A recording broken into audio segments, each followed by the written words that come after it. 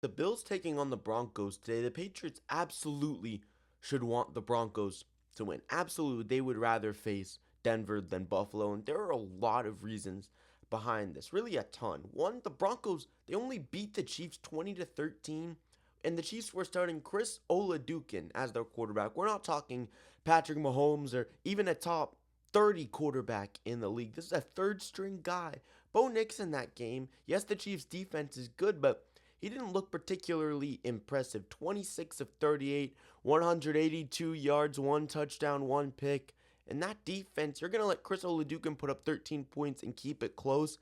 This is not a team that scares me all that much. Now, I'm not saying they're not good. I'm not saying the Broncos are not a good football team. They are a great football team, but when you look at the Buffalo Bills, they are so much better.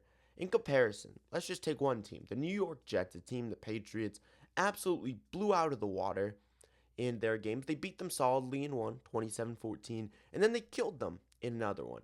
The Denver Broncos, they only beat them 13-11. How are you going to only beat the Jets 13-11 in a game? And then also, just for some more comparison, they only beat the New York Giants 33-32. The Giants, yes, Jackson Dart's very good, but this is not a team that is put together, and they were down, the Broncos were down 26-8 with 10-14 to go in the fourth quarter. That's unacceptable for a playoff team and a team that wants to make the AFC Championship. Again, with all of this, Patriots still need to beat the Texans, obviously, but just for the purposes of the Broncos and the Bills, definitely they would rather face the Broncos. And back to the Jets. The Bills beat the Jets in one game, 30-10, with Josh Allen as their quarterback.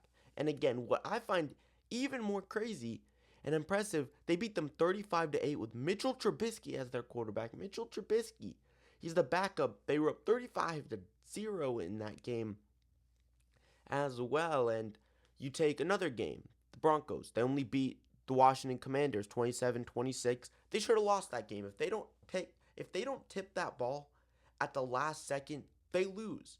This is a team that the Patriots can compete with. Now, obviously, it's going to be hard to go to Denver. The main argument for rather facing the Bills is the Patriots were up 21-0. And going to Denver is really hard. The last time they went to Denver in the playoffs, though, Peyton Manning was the quarterback. So I think you really have to take that into account, that Patriots are playing against Peyton Manning. This is a different Broncos team, and this team in some ways reminds me of the Chiefs of last year. A good football team. Very good football team.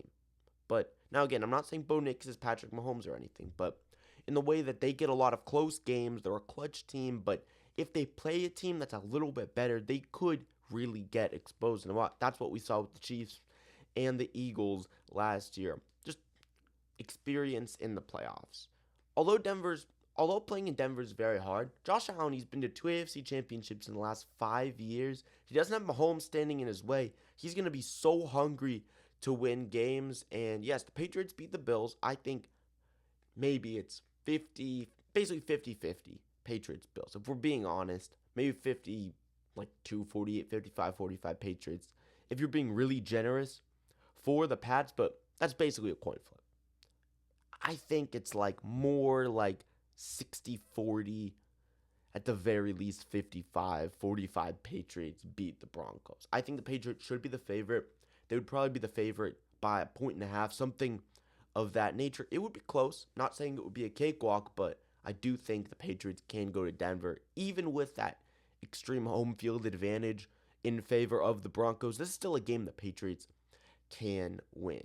But again, all of that only matters if the Patriots can beat Houston tomorrow.